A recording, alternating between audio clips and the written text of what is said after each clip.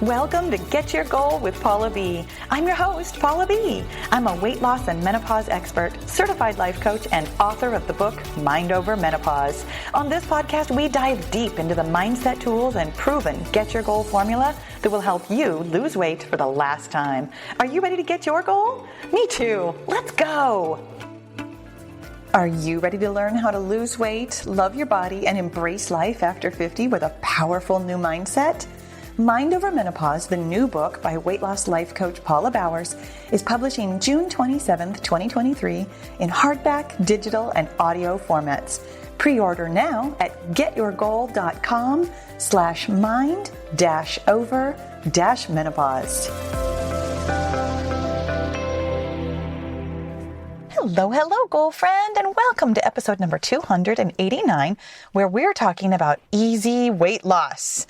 Because that's the dream, right? I mean, how awesome would it be to lose weight easily, to just get on the scale every day and have it be going down, down, down until you reach your goal weight and get on with the business of, living your confident, active life? And even better than that, what if the tasks for weight loss were easy too? Like, it's no big deal to track your calories and hit your targets and get a good night's sleep and drink your water and manage your mindset. I mean, what if it was all just simple and easy and took almost no effort on your part at all? Wouldn't that be amazing? I mean, yes, but also, maybe not. Because on the other hand, you also kind of like working hard and getting that sense of accomplishment. I mean, everything in your life that you're super proud of, like your degree or your kids or your job or your marriage or your whatever. I mean, it's something that you really had to work hard for. Maybe you got that feeling of dedication and the satisfaction of sacrificing a little, not a lot, but a little, because that feels amazing. So, which one is it? Do you want easy weight loss or hard weight loss? Well, as it turns out, when you sort of want both easy weight loss and hard weight loss, like we all sort of do, you're actually really likely to get yourself stuck in no weight loss limbo. And I usually see this issue show up in one of two ways. One is that you're making one or more, possibly all of them, of your weight loss tasks, which is to say journaling, eating your target calories, drinking your water, getting your sleep, and exercising moderately. The 5 things that we do with the 5-0 method. You're either making one or more of them super complex and complicated, or 2 is that you're just not really doing the task or the tasks kind of at all. I had a client a long time ago who tracked her calories in 4 separate trackers, plus she calculated her Weight Watchers points every single day. And to be clear, I did not ask her to do this, nor would I ever. And as far as I could tell, she was really only doing it to kind of drive herself a little crazy with calculating and recalculating and spinning out over whether or not the numbers were really accurate. And so finally, I just asked her, why are you doing this? Since it was very clearly taking up a lot of her time and her brain space to do so. The long and the short of it that we got to after asking her lots of questions was just that she actually thought that counting her calories was too easy. Using any one of the apps actually felt very simple to her. She had no trouble with weighing or measuring her portions. It was easy. And her brain really thought, because all her friends would complain about it, she would see, people on social media and stuff, everybody talking about how hard it is to track her calories. She really thought it needed to be hard. Another time, she was not even a client. I had a consultation with a woman who really wanted to lose weight, but also completely outright refused to even remotely consider any of the tasks or exercises or workouts or anything that I wanted to assign to her. This was many, many years ago. I was brand new. So I was long before I was a life coach and long before I developed anything that I hesitate to call it tough love.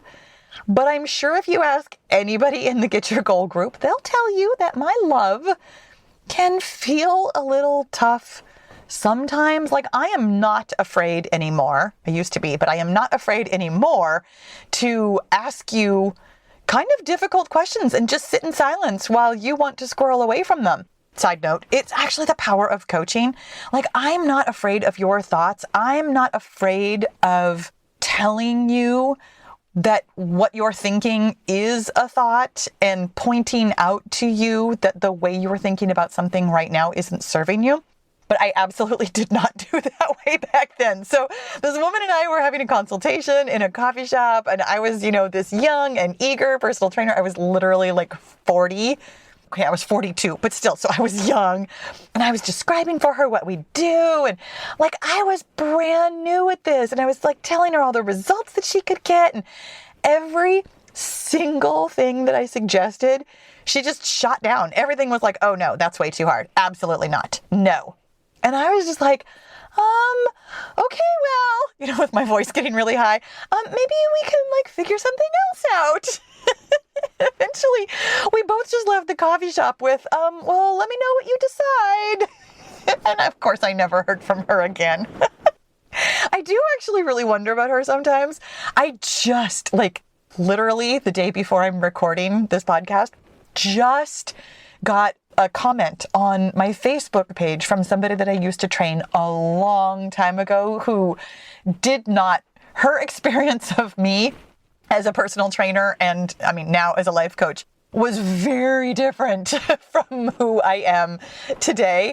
And it was really interesting because I got this comment, and I think very frequently about people that I used to train with and where they might be now and how different I must seem to them versus how they knew me. Anyways, this woman, this consultation, basically she was like everybody I've ever met ever. She wanted to make absolutely no changes to her eating or her exercising or any of her other habits while also, simultaneously getting completely different results. I think a lot of us can relate to this, right? Unfortunately, this is not exactly how the biology of weight loss works, but these examples that I've just given you are exactly how brain biology works. You have a lifetime of messages and socialization that tell you that weight loss should be simultaneously easy but not too easy, and also hard but not too hard. And for the most part, that just ends up leaving you completely stuck. So today, during the podcast, we're going to get you unstuck and find the Goldilocks solution. And while we do that, what we're going to do is just pull apart this whole easy weight loss versus hard work puzzle and take a look at the pieces. So first up, the reason that you think you want weight loss to be easy really is just simple biology. It's the pleasure principle at work. It's exactly what Janet Jackson was singing about all those years ago. There's nothing wrong with this. We humans are hardwired to seek pleasure and avoid pain. The end. That's how your brain works. And truthfully, advertisers have been capitalizing on this since the beginning of time. When you take a look at any ad that we have every single one of us had millions. I was going to say billions, and I'm not sure if that's accurate. Definitely millions, though. Millions of perceptions of advertisers that use some version of the word easy in their ads, like simple or time-saving or money-saving or fast or enjoyable or fun or convenient. And obviously, sometimes they just straight up use the word easy. We get spoon-fed that this is the way things should be. But simultaneously, you also don't want things to be too easy, because when something comes to us too easily, quote unquote, our brain completely discounts and discredits that result as though it's not really ours, but must somehow be like a byproduct of circumstances. This actually happened to a friend of mine in the Get Your Goal Mastermind group. She'd been working on weight loss really diligently for months and was super close to her goal weight when she got really sick. So she was just out for like over a week with low appetite and low energy. And, when you're sick, she was drinking lots of water to flush it all out and sleeping all the time. So getting lots of rest. And the thing is that after she'd been out for over a week and she was already really close to her weight loss, wouldn't you know it, by the time she was fully healthy again, she had reached her goal weight. And the thing is, it was 100% because she'd been doing all the things to lose weight. She was resting, she was taking care of her body, she was fueling for the activity that she was capable of. I mean, she was hydrating, she was journaling still. She was still doing all of the 5-0 method things. But her brain totally did not think so. According to her brain, she cheated. And of course, I'm using quotes on that one because I have many arguments to be made here. She did not actually cheat, but her brain really thought she had cheated her way to her goal weight. So it didn't count. It was too easy. And then, unsurprisingly, or at least to me, it was unsurprising because I've seen this happen, oh my gosh, so many times, countless times over the years. She gained some of the weight back. Y'all, this is how brains work. When you think you didn't really earn something, some good result in your life, you will sabotage it and find your way back to a place where you have to work hard to get it. And this is actually how lottery winners end up spending all their money and going broke again because of this thing that our brains do. So she found herself with those couple of pounds to lose again. But this time, according to her brain, she had to do it the right way, which, of course, is the one that requires hard work, right? Because this is also the thing that we have totally been socialized to believe our whole lives, that the things that are truly valuable only come from hard work. Even if your family of origin didn't necessarily instill this particular value in you, you've actually been surrounded by messages like this at the same time as all those easy messages since forever. I mean, no pain, no gain, go big or go home, or dreams don't work unless you do. I'm laughing because I seriously Googled the phrase hard work. Thousands. In fact, this one probably was millions also. I didn't look at the number of results, but definitely thousands of these supposedly inspirational messages and memes and images popped up. Some of them were kind of funny, but really specifically the point that I'm getting at here is that we humans, we love the idea of working hard, but also we really don't. I mean, biologically, we are hardwired to seek pleasure and avoid pain. So we don't naturally seek out hard work. And in fact, the idea of hard work is very frequently what stops us from completing our tasks and or eventually achieving our goals. I mean, every single day, truly, every day, without fail, if I'm on the internet, I hear from women who tell me things like, it's too hard to track calories, or it's really hard for me to get all my water in, or my favorite, weight loss is so much harder after menopause, which, by the way, is simply not true. Don't mind me ranting here. Weight loss is different after menopause. It's not harder. It's just different. Anyway, another friend of mine from the Get Your Goal Mastermind group, she was talking recently about how hard it is to figure out the calories in something like a soup or a casserole. And I hear this, actually. It's one of the many things that I hear as being something that feels too difficult, insurmountable on your way to tracking and then, of course, losing weight. And so she was talking about how, you're just throwing in ingredients without necessarily measuring them or following a recipe. I mean, I don't know what to do here. So unsurprisingly, again, unsurprising to me for sure, because, just like my other friend's dilemma, I've seen this one happen hundreds of times. I get this question constantly. What was happening is that she just wasn't tracking those calories at all, even though she was tracking other things that were easier to track. And so that meant that she, on a daily basis either was or wasn't hitting her target every day. And she was really struggling to lose weight because she didn't know how much she was eating, which of course she summed up by telling me it's really hard to be consistent. And I apologize for laughing if you are my friend in the Get Your Goal group who we just had this conversation. I truly am not laughing at you or at your dilemma or at your brain. All of our brains do this. It's so amusing to me because I see it in myself too. I see it in all of us. This is how brains work. And brains, you guys, they're funny. They really are. And here's the thing. What if none of this is actually true about easy or hard? And what if, and I'm asking you this because it's true, it's real, there's a better way, not easier, just better, different. What if there's a better way of navigating through this whole easy versus hard conundrum? Because there is, which I already told you, and here it is. Step 1, I have steps for you. There are 3 of them, and they are easy. No, they're simple, but not easy.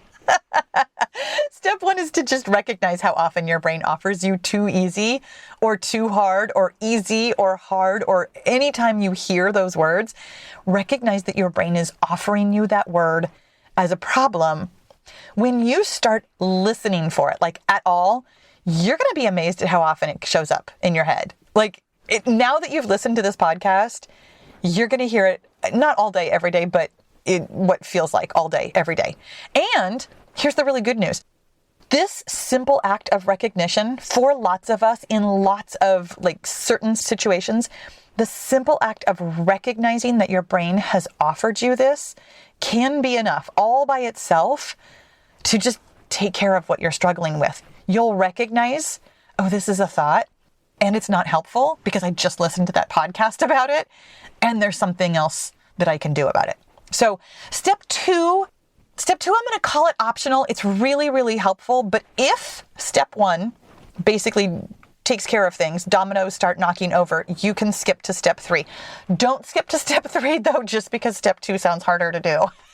Recognize that that's your brain. Step 2, if you notice that your thoughts about things being too easy or too hard still just really feel kind of sticky, they feel kind of true, you're like, okay, Paula, I hear you, but also, no, this really was too easy for me, or no, that really is too hard for me. Here's what you're going to do. You're going to go ahead and resolve the underlying issue, which is to say that you're going to feel the feeling that thought creates. This is something that works in so many situations. This is advice that I offer you as step 2 in so many ways. Feeling your feelings helps you recognize a thought as a thought. So here's what happened. For my friend who got sick and felt like she got cheated out of losing weight the way that she wanted to, the feeling was anger. She was so mad about being sick and how it coincided with reaching her goal. And the feeling for my friend who didn't know how to calculate the calories in soup, the feeling was incapability. I mean, she didn't use this word. So again, if you're my friend who's listening to this podcast, I'm using this word because it's the word that my brain offers me all the time. And for the listeners of the podcast who are not in the Get Your Goal group that I am talking about, the word that I'm going to use here is just that she felt dumb. She felt stupid. She had that, I don't know what to do feeling. And for both of these friends, I mean, they were both able to just feel the feeling. Like we talk about, it takes 2 minutes. Your feeling comes up. It exists in your body. It dissipates on its own. And then when you're done with that, you're actually ready for step 3, which is to identify how you'd like to think about your particular situation. And I will offer this to you, possibly use different language. We have so much history and baggage and so much to do with easy and hard, those particular words, that maybe using a different word can be the way forward here. So In the case of my friend who got sick, she'd been telling herself that her goal was too easy and that she cheated to get there. But after she felt through that feeling of anger, she realized actually that she was the one who had put forth all the effort, not the illness. She had rested and taken care of herself. She had eaten for her energy levels. She had kept herself hydrated. When her brain tried to offer her that it was too easy or the illness, all she had to do was remind herself that in reality, it was actually the same amount of effort and the same tasks that she'd been doing for the rest of her weight loss. And for my friend with the soups and the casseroles who'd been telling herself that it was too hard to track, once she felt through that feeling of incapability, she was ready to take a look at the math. Just a quick tip here, honestly, to the aside, all you really have to do is just add up all of the ingredients, even if you're estimating in the whole recipe, and just divide by the approximate number of servings that recipe usually makes for you or your family. It doesn't necessarily have to make like 4 or 6 or whatever. It makes however much it makes, and you can divide by whatever you need to divide by. You get to make the math work for you. Anyways, once she did that, she realized that calculating the calories for the whole dish, the whole recipe, was actually the same amount of effort as any of the other calculations that she'd been doing. And this, my friend, is where I want to leave you on this whole easy weight loss conversation. There's really no such thing as easy or hard when it comes to weight loss. Everything you do is going to take you some amount of effort. It's all worthwhile, whether it feels easy or hard or some other word that you choose because easy and hard have a lot of baggage. It's all worthwhile because it's taking you where you want to go. My friends, I really hope that this was helpful for you today. I so appreciate you being here. Thank you for listening, and I will talk to you again soon. Thanks for listening. Be sure to leave a rating and review so other women of a certain age can stop struggling with the scale and start loving their menopausal bodies. And if you're ready to change your mindset while you're changing your weight, then it's time to get into the Get Your Goal Mastermind group, where you'll find my proven success formula, answers to your questions, expert coaching, and the community support you've been looking for. You don't need to lose weight alone when you can have fun and level up your mindset with friends. With weekly coaching calls, live journaling classes, and access to the tools and strategies I've used to help thousands of women lose weight for the last time, the Get Your Goal group is the place for you to get your goal. Learn more about group membership at www.getyourgoal.com. And I'll see you inside the group.